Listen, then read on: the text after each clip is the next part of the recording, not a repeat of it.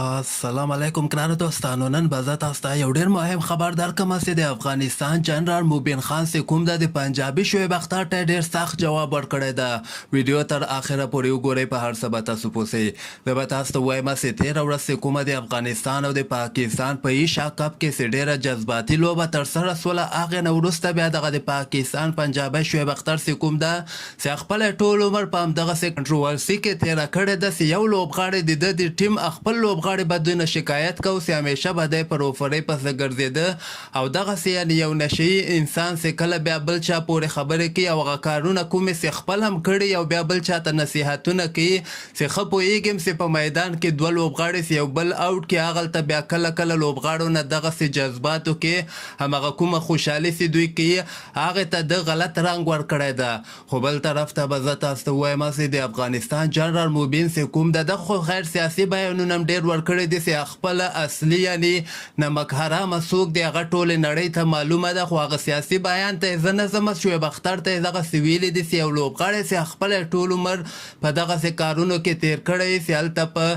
عیاشۍ کې تېر کړی، نشې آیس هر قسمه نشۍ چې کړي هغه بیا چې بل لوبغاړي ته یعنې نصیحتونه ورکوي هغه بیا خوند نه کوي.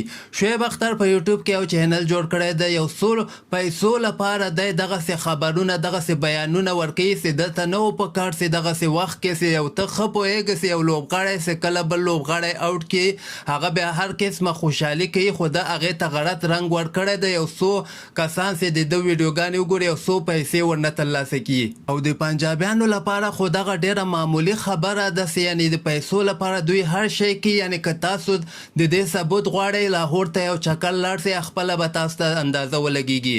ځکه دغسې کسانو نه ګیلې کول نه دي په کار چې کوم سخت جواب جنرال موبین دته ورکړی و دغه ورته جوړ برابر و. نو تاسو د دې په هکله باندې څه نظر لرئ؟ خپل نظر هم لاندې ما سره په کامنټ کې شریکولی سئ. او جنرال موبین د افغانستان لوبغاړو ته بیا ډېر ډاډ ورکړی ده، ویلي دي هېڅ خبره نشته، تاسو په میدان کې صحیح ده لوبه د موږ له لاس نه ووتله، خو تاسو د ټولو افغانانو زړونه ګټلي دي او تاسو باید چرت خټه نه کوئ او خپه نه راباندې تاسو ولوبېږئ.